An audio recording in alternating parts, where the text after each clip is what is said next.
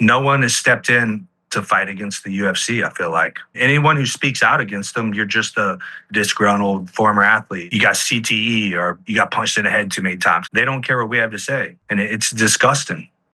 Very much excited to talk to this man because, as I said at the top of the show, he has been killing it. He has been killing it. In my opinion, in a sea of bootlickers, he has been a truth speaker.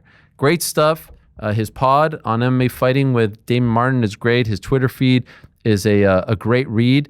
And I'm really looking forward to having a chat with Matt Brown. So let us say hello to the immortal one, Matt Brown, who is fresh off the operating table. Matt, it's great to have you. Thank you so much. How are you doing, by the way? Because I saw on Monday you went under the knife, right? Yeah, it was just a small arthroscopic surgery. It wasn't nothing major. Okay. Just removing some bone chips out of my elbow because apparently elbowing people in the face isn't good for the elbow either, I guess. Okay, yeah. Among many other things. So you're feeling okay? No, I feel great. Yeah, I feel already moving, actually already playing the guitar again. So okay. Oh yeah, and I saw you're doing some shows, right? You're playing at some venues. So what is this? Are you a part of a band? Little bit. Like I kind of jump in and out, just don't have the time to dedicate to it. But yeah, man, what a blast. It's like oh, there you go. There you are. Yes. Yeah. It's Shredding just like a fun little side gig, man, that we do here and there. But maybe I'll take it serious one day. I don't know. I don't think I'm that bad. What kind? You seem great. What kind of music? Like that show was more like it was covers, like hard rock, System of a Down, some Audio Slave, did one Megadeth song, stuff like that. Okay.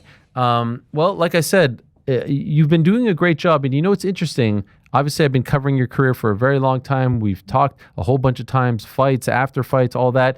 And my impression was always like you were a very no-nonsense kind of guy. Like you didn't beat around the bush, but you didn't like make a big stink. Like you weren't there to say, hey, look at me, let me draw some attention. And now I feel like you're really putting yourself out there as a pundit. Where did this side of you come from? How did this all develop?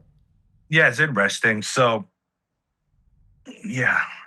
I don't think of myself as maybe kind of the way you're describing me. Okay. Where I'm like trying to put myself out there or anything. Like I've always just said exactly what I feel. And that's the same thing I'm still doing. I mean, I'm just saying what I feel. I've certainly learned a lot since retiring because like realistically when you're fighting and every fighter would tell you this, you're not thinking about the business stuff so much, right? You're thinking about, competing and we trust these quote unquote managers to handle the business side. And I guess just with this lawsuit really joining I don't know if joining, but being a part of the MMAFA, there's some group chats and stuff that we have. I'm just really, my eyes have opened to the industry and what's going on behind the scenes. And yeah, it's just really opened my eyes. And it's not that, I guess kind of the reason I say I wouldn't necessarily describe it the way you describe it, like, because I'm not like anti-UFC. I'm not like anti what they're doing. I don't hate them and I don't have like anger towards them, not disgruntled or, I think a lot of people kind of take the things that I've said as like, oh, well, you didn't win a title, so you're just angry at the UFC or something. And it's just not like that at all. It's just, I just speak my mind. That's all. That's literally all I do.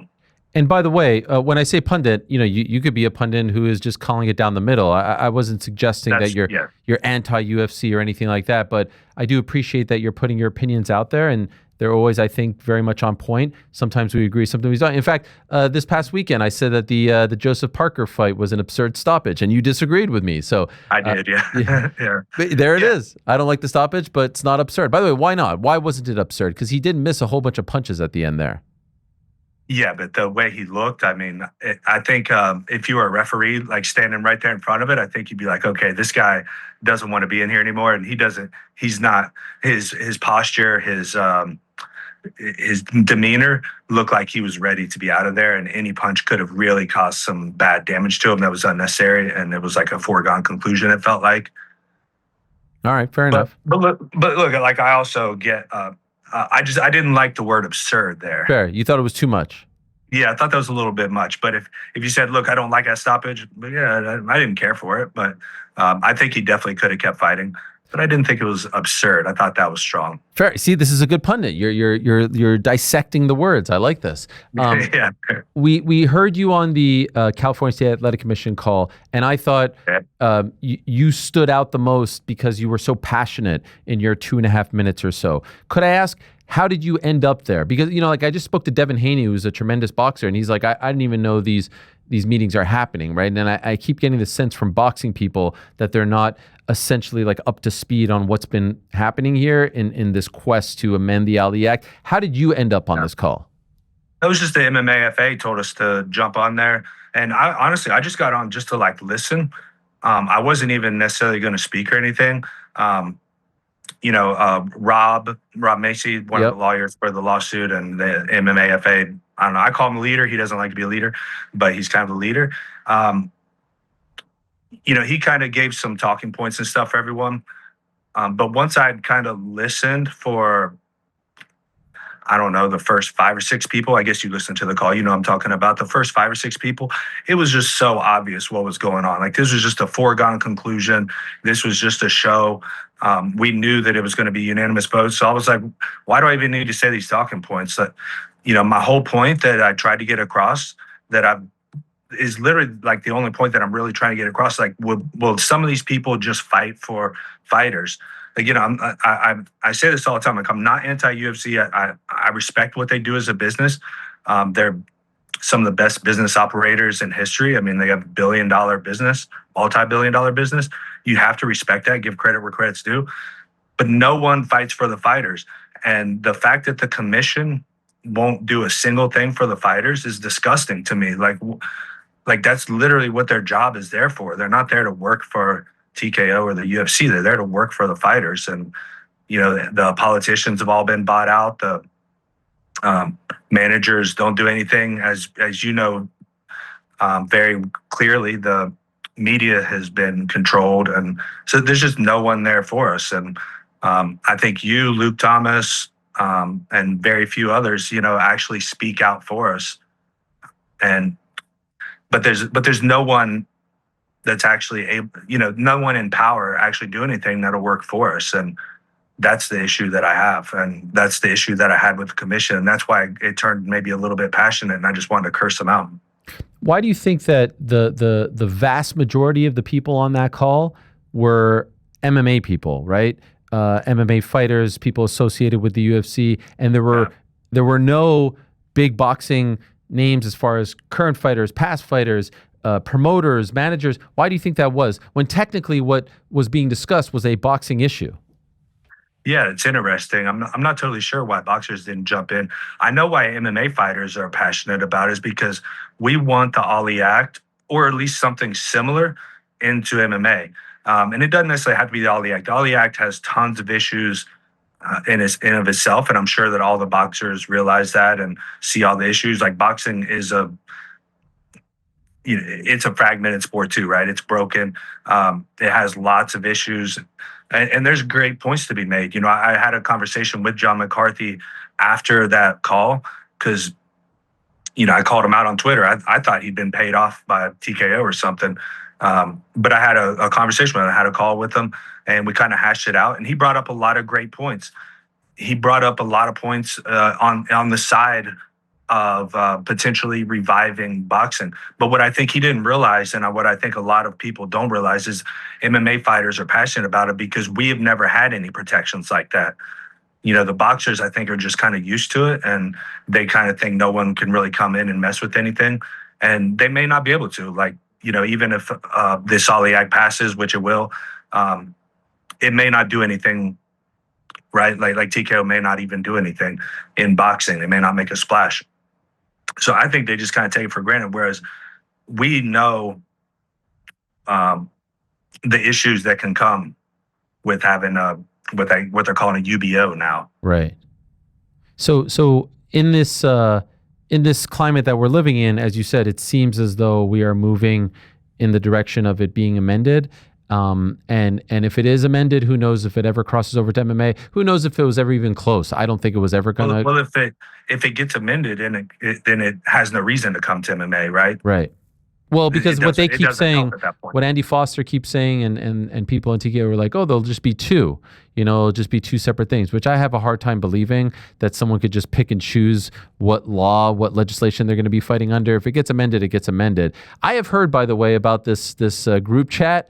I've heard that it gets spirited on there as well. This MMAFA group chat, is that accurate? All kinds of characters on there, like legendary fighters, everyone weighing in. Yeah, it's pretty cool. I'm not really supposed to speak about it. I think I'm sorry. Let's keep it kind of private. Okay. But yeah, there's a group chat. It's on WhatsApp, and no one's invited except for fighters. And there's legends on there, and it's very cool. It's really cool to hear all the different opinions, and some people push back, and some people post a lot of stuff that really gets a little spammy.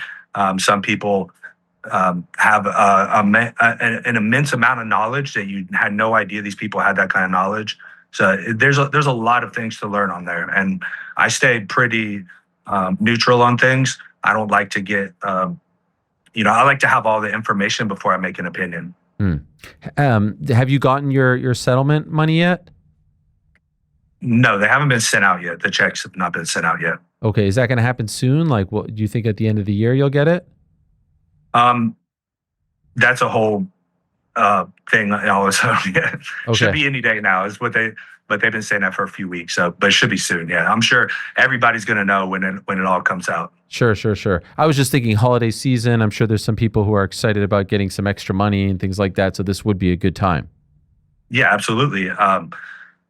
It's just getting close to the end of the year. And kind of the downside and kind of the ironic thing with the whole settlement money is like the UFC or TKO gets to use it as a write-off, and we have to actually pay personal taxes on it. We can't get it paid through an LLC or whatever. So that kind of sucks. So I think a lot of people would actually prefer to get it next year, give them more time to figure out different ways to depreciate and write things off.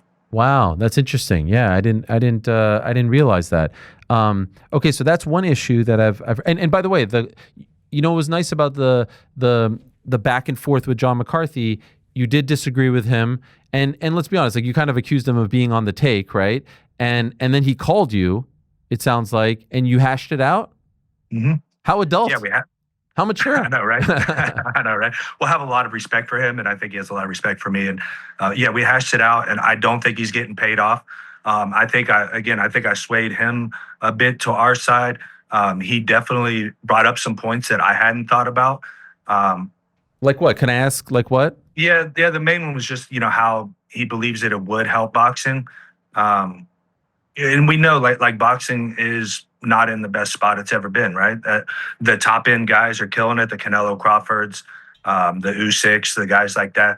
The mid tier to lower range guys, they're not getting anything on TV. They're not getting their names out there. It's hard to build your brand up to that top. And his argument, and I think a lot of the people's arguments with this act, at least the congressmen that I've spoken to, have been swayed to the side that this will help revive boxing in that sense and get more people, more eyeballs on boxing. My argument is just, is at what expense, for one, and for two, I don't think, I don't think a lot of people recognize how good it could be to get something like the Ollie Act or the Ollie Act itself into MMA. What did you think, switching topics for a moment, what did you think of Saturday's main event and all the hysteria afterwards? We've weighed in on it extensively. I'm talking Tom Aspinall, Ciryl Gane, the eye poke, no contest, the backlash towards Tom, the way it was sort of spun and handled from the UFC. What did you make of all of this? I'm definitely one of those guys. I think that if there's a rule and you break it, you should be penalized. That's all there is to it. Like Tom should not be expected to fight with one eye. I think that's kind of ridiculous. But if there's a rule, in football, if you face mask a guy, it doesn't matter if it was an accident or not, right? You get penalized. And I think it should be the same in MMA. If you break a rule, you should be penalized, period. Isn't it wild that you'll get warning, don't do it again, don't do it again. And sometimes it'll be 2, 3, 4 times. and nothing happens. So are you saying that the first time it happens, you think it should be a penalty? It should be a point deduction? Whether it's a point deduction or something more major, that's its own debate, right? And that's its own discussion. But yeah, it should absolutely be penalized the first time, and they should also fix the damn gloves. Like this has happened so many times. It's like, at what point do you just stop and be like, okay, we need to do something about this? And penalizing is an obvious thing, but I think fixing the gloves is just as obvious, isn't it? So as you know, they brought in those new gloves for a few months, and then they got rid of them for whatever reason. We had Jim Miller on the show on Monday, and his stance is, it's not the gloves. Just close your damn hands. That's it. Just don't put your hands out in someone's face. What do you think of that? Do you think the gloves actually force you to keep your hands open because they're so stiff?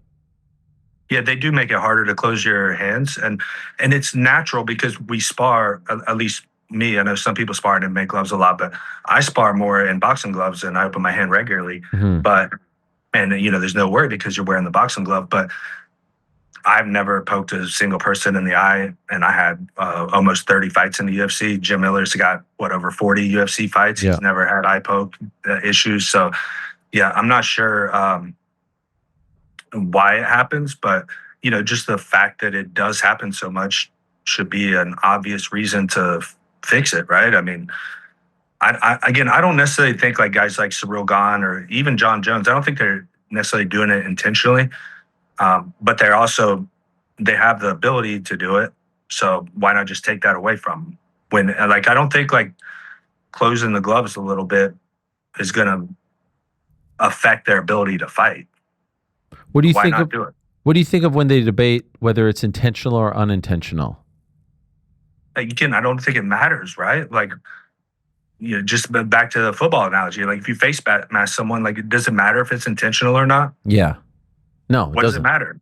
Who cares? Like, you poke somebody in the fucking eye. Am I allowed to curse on your show? Absolutely. Go nuts. Go nuts. So basically what you're saying is, because Tom couldn't have continued, he should have won via DQ on Saturday. That's what I would have done in that situation if I was the referee, yes. Do you think that they're going to run it back? Oh, I think so, yeah. Shouldn't they run it back? Yeah, didn't Dana already say they're going to run it back? Yeah. Chael was on the show on Monday sort of throwing out the suggestion that maybe they won't, or, I was wondering, Dana was so upset in the post-fight press conference, I was wondering if maybe it's because he had some other plan. He wanted, maybe if Tom would have won, to try to do him versus Pereira, or him versus Jones at the White. Who knows? I didn't understand why he was so upset, why he was so annoyed. I know the fight ended unceremoniously and you never want to have a inconclusive finish, but like the guy got poked, he's a big star for you. I was surprised at how he didn't back him, he didn't defend him, and was just kind of bothered by it all, it seemed like.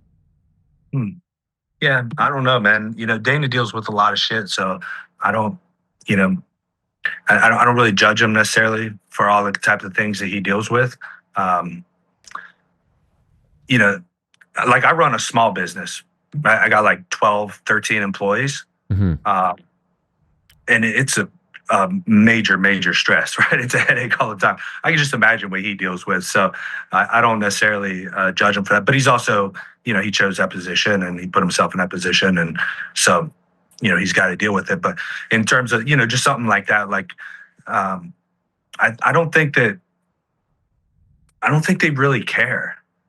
I think Dana is kind of was kind of neutral on it, right? Like the UFC is a machine. Like they're going to make their money. Like they're going to sell. They got the Paramount deal coming up. Like they're set.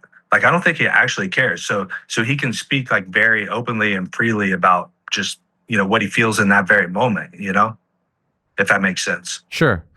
Perhaps like when you were fighting 15 or so years ago, they hadn't quite made it, right? They hadn't been established. They didn't make the multi-million dollars that he's making now, the $1 billion contract, and so there was a fire there, a passion. Now I sort of feel like when he's talking about his other projects, we see that old Dana because he's trying to prove people wrong. The slap, the boxing, the stuff like that. But this race has already been won. And it's sort of a normal human reaction. Like you already proved everyone wrong, so it's hard to keep that fire burning as strongly. Yeah, I think that's a good way to put it. And some of the other projects I don't really get though. The slap boxing, like I don't get that. You don't watch it? You don't like it? I don't respect it. No, I'm sure you don't either, right? No, I Come don't. on. I don't. I don't. I No, don't. Not at no. all. Does anybody like? I don't know where this came from. Where this idea that this would be cool came from. I think he said he saw it on TikTok or something, and he saw like a lot of views attached to it, and thought that it would be a big hit. Yes, it just I don't know. They're trying to get like social media Yeah. clicks, I guess, maybe because it's like it's great for those little 10-second clips, I guess. But yeah, I don't know, man. That's I like sports, man. You know, I like fair sports. Same with like Aspinall getting uh eye poked, right? I'm like, dude, I want to see a fair fight. Like, I don't want to see him fight with one eye. I want to see these guys fight a real fight. How do you think he'll do in boxing, Dana? Yeah, that's interesting. I'm not sure, man. Because my intuition makes me believe that nobody's going to sign with them, like with their exclusive contracts, and they're the UBO thing makes them not allow or not forced to expose what the revenues are, things like that. And I'm like, what kind of boxer would sign with that? So even when this thing passes, because it will, like it's a Republican House and or a Republican Congress, like it's going to pass. Like I think it's pretty well set in stone. But I don't know how it's going to do. I just can't imagine boxers wanting to sign with that. But I think it'd be a good question for like a Devin Haney, who I think. Did you have on earlier? We had him on. Yeah, we had him already. Yeah, he's sort of like, let me wait and see. And I think guys like him, he's not. He was 100% on board with not changing the Ali Act, just like every single fighter that I've asked in the world of boxing, every single promoter, but yet no one's doing anything about it, which I think is a little strange. So they might be in for a rude awakening very, very soon. Yeah, because if it goes the way that they want it to go, it's not going to be good for the top end boxers, right? The Devin Haney's, the right. Usyks, the guys like that. I don't see how like, how's he going to get Canelo or Crawford?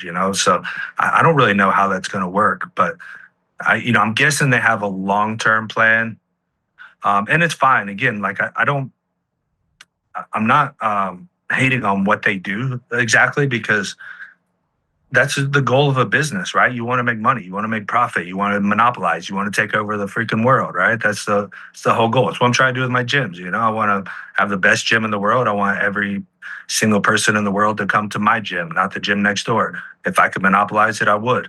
But at some point, like, someone's got to step in, whether it's, I mean, how many companies have had issues with the government for monopolizing, right? I mean, this is not an uncommon thing that you see, whether it's like, Apple or Amazon, they all end up with these issues, but no one has stepped in to fight against the UFC, I feel like.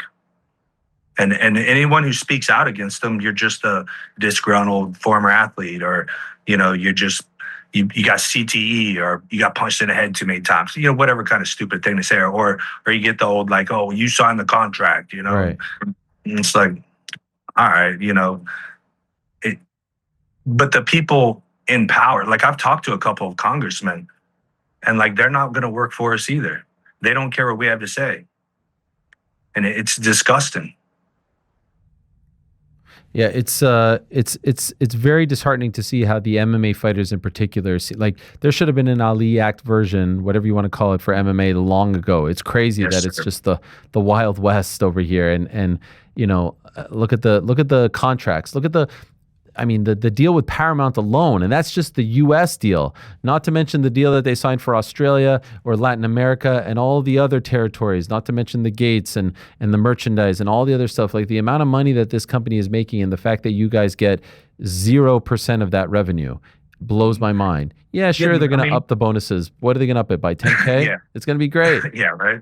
I mean, we just won a lawsuit. I mean, it got settled, but won a lawsuit saying that they're a monopoly, and they do, they have coercive contracts, all these things. And it's like, and then the politicians are going to still vote for this. It doesn't make sense, but I guess the only part that makes sense is that, politicians, have they ever really been for us, and they're the only ones that we have a chance with, right? Because, this whole like fighters making a union or something. It's not possible. It's never going to happen. So we need some people in power to work with us. And it's just sad that, they clearly like don't work for the people. And I don't want to get too political, but it's just it just feels like standard government BS. Why do you think a union will never happen? Well, for one, it's illegal for independent contractors, Right. but Or an association of sorts? yeah. Well, I mean, we have the MMAFA is the best thing we got right now. But also, if you kind of think about it, a bunch of fighters joining together is always going to be an uphill battle. Like our job is literally to ruin each other's careers. That's our actual job, right? To beat the shit out of each other and ruin their career, take what they have. So to come together and work for, people that are my opponent or potential opponent, I don't know, that's I think that's a tough thing, tough sell there. Along the same lines, right now, okay, so right now you speak out on this, but I saw that you were at the I think you were at the Chicago pay-per-view, right, in August. Mm-hmm. So like you're not like persona non grata because you're speaking out about any of this stuff or anything like that. I saw you even like kind of walk through, right? I mean, what was it like when you were there? Maybe at some point I will. I don't know. Like I'm still friendly with everybody at the UFC, and no one has ever said anything to me yet. So maybe they will. But look, again, it's not that it's. That's why I started with this. Like I'm not anti-UFC. I'm pro-fight. Like that's all I ask is that somebody work for the fighters. Somebody step up. Well, some freaking managers like actually work for the fighters. If you'd have to talk to Rob Macy about this, but I believe that he said, in terms of lawsuit, he reached out to a lot of managers and not a single one worked with him. Yeah. So like we don't have managers on our side. We don't have the promoter on our side. Obviously, they're working for themselves. We don't have commissions on our side, as we see now. We don't have the politicians on our side. Like no one is on our side. And for us to come together, like I just spoke about, is a very difficult thing and a tough ask. And that's all I've asked is like, can people just? It's not even about like taking down the UFC or like I want them to succeed. I want MMA to succeed. It's not about destroying them or taking away from them. It's about bringing the fighters up and giving us a chance. And that's all that I asked for.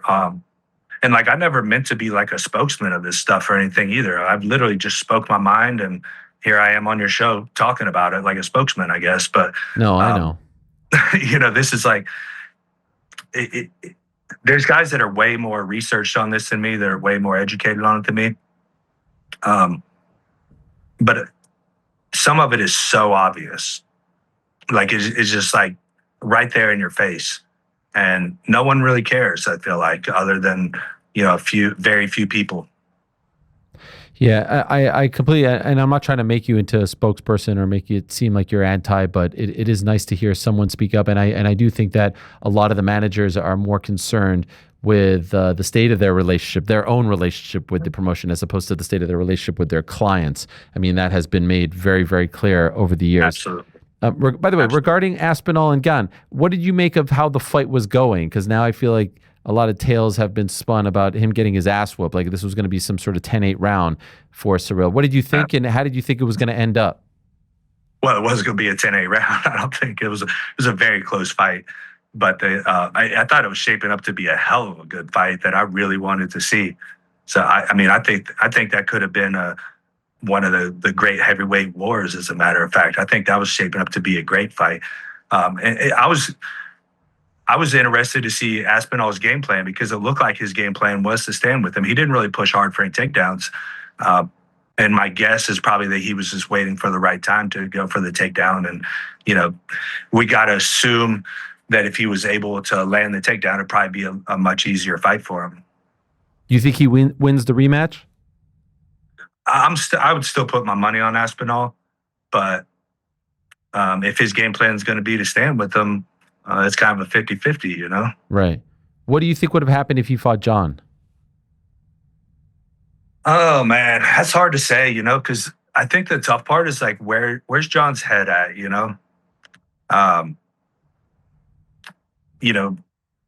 John's been around, man. He doesn't have anything to prove, and I think he knows he doesn't have anything to prove. So I think it would just be a matter of whether Jon got up for that fight. If Jon got up for that fight, I'm picking Jon all day. Well, against any person in the world, to be honest. If Jon is in his prime and up for it, I'm picking Jon no matter what. If Jon's head is not into it, then, that's the constraint on his end. Okay. I wanted to ask you also about the state of officiating. My beef is that I don't feel like it's gotten better over the past 10, 15 years. I don't feel like it has improved. I don't feel like there are new faces. I don't feel like there's new quote unquote talent coming in. And we're consistently seeing the quote unquote top dogs make really bad mistakes, like egregious errors. How do you feel about it as you watch from home? Oh, that's a good question. So, they're one of the underpaid, underappreciated parts of the sport too, right? They don't make a lot of money doing what they do, and they don't get appreciation for the thousands of tough calls that they made, or maybe even a tough call in the sense of just staying back and letting a fight play out or something. So I do think it's a thankless job that is underappreciated. But when they do the egregious call, there's also no consequence for what happens. So I would like to see them be able to get paid better, for one. To hopefully attract more new people and make it a more prestigious job, but also have a higher consequence when they make mistakes. Have you ever been in a situation as a fighter like, oh man, I don't feel comfortable with this guy. I don't want this guy reffing me? You'll probably remember the Yves Levine fight. Oh, yes. Our Pete Sell fight with yes, Yves Levine. Yes. Yeah. And then afterwards, did you say you didn't want him to ref your fights? Yeah, I didn't want to reference it anymore. And then there was one when I fought Jake Ellenberger, I thought was a very early stoppage. I was hurt, and he hit me a couple of times hurt, but I was perfectly fine. I don't remember the ref, just because I've had so many fights and it's been a while. But that ref, I remember I was like, dude, please never ref my fights again. But that's also the fighter in me, right? We believe we can fight to the death, and that's kind of the mentality that we have going in there. Maybe he made the right call. I didn't feel like he did. As a matter of fact, I don't think I got stopped with TKO twice, I think maybe. And both times I was like, bro, I wasn't out, man, but who knows? Maybe I was. Yeah, it's a weird one because there's no transparency, right? It doesn't feel like there's any accountability. You'll see the same guys week in and week out, and sometimes they'll have good. There were some moments last week. I thought Mark Goddard had a great night, where it's like everything's cool, and then there are moments where it's like I don't understand. Not the pile on Dan, but that fight, the Matt Frivola fight with Kyle Nelson. I don't know what was going on. You know what I mean? There's 3 seconds left. You stop the fight. The fight's over. And that was bad because then he said he thought he heard the horn, right? Yeah. It's dude, you didn't hear no horn. You didn't hear no horn. Don't lie about it. Just admit that you made a mistake, right? And again, there's just no consequence. What's going to happen? Is he going to go in front of a commission and they're going to punish him? Or is you know what I mean? Is he going to sit out? Are they going to put him back to the regional scene for a few fights or anything? And no, we'll probably see him in the next card. So you've got the Immortal Martial Arts School in Lewis Center, Ohio. Is that correct? Yes, and I just opened a second one in Gahanna, Ohio, about 30 minutes drive away. Congratulations. So it's going well. Thank you. Yeah, going very well. Yes, I love teaching martial arts. I love seeing all the people come in and get better. It's a great new purpose and passion for me in life. And Immortal Coffee still going strong? Yes, sir. We got to send you some, bro. You have sent me in the past. I think a couple of years ago. It's long gone now, but I liked it. I liked it very much. There it is.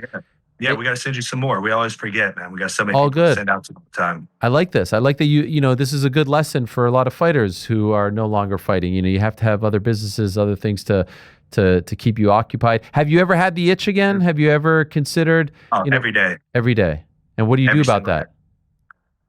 Well, okay, I don't know how long you want me to go on about that. It's all about just rebranding my identity and my who I am as a person now. So basically, the way that I look at it now is my life for the first approximately 40 years 20 years of fighting, I guess, was really about me, right? The maximizing myself and growing myself as much as I could. I wanted to get a title, obviously, and be the best fighter I could be.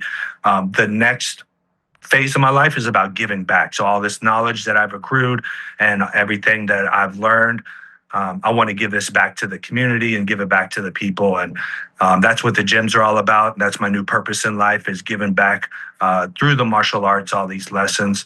And it's been amazing. Like I said, we're opening our second gym. And I mean, martial arts is the most powerful thing on this planet. Like, I don't think we even need churches or rehab centers anymore. We just have martial arts everywhere. And we could just, I've seen so many people get sober, lose weight, relationships improve. Just so many good things. And that's become a new passion for me. Incredible. Well done. Really, congratulations. I hope that continues. We don't need to see you pop up on like a BKFC card, because I could totally kind of see that happen. They've made me offers, but I'm not as cheap as I once was. Okay, good. So well done. Keep doing your thing. Fighter versus Writer as well with Damon Martin. You're always talking about all the hot topics, everything going on in the sport. So go check that out as well. And great to catch up with you again, Matt. All the best, and I hope that the elbow recovers quickly and you're back at it in no time. It'll be great. Thank you for having me on, Ariel. Appreciate it. Yes, there he is, Matt Brown, the immortal, one of the legends of the game. Had so many great fights. His fight against Eric Silva, probably my favorite, but he had a great run there. What was it? Maybe 2014 or so. Won a whole bunch of fights in a row. Chris Cope, Stephen Thompson, Luis Ramos, Mike Swick, Jordan Meehan, Mike Pyle, Eric Silva. It all led to the Robbie Lawler fight in July of 2014. That was the Fox main event. Quick turnaround there. He fought in May of 2014, fought in July of 2014, and that fight didn't go his way. It was a tremendous fight. I mean, that run was amazing. Thanks for watching this video. Before you go, if you haven't already, hit that subscribe button for us. Also, give us a thumbs up, leave a nice comment. These things go a long way. And while you're here, do check out the rest of the channel. We've got live shows and full interviews, clips, and a whole lot more. We're doing big things here, and we appreciate your support very much.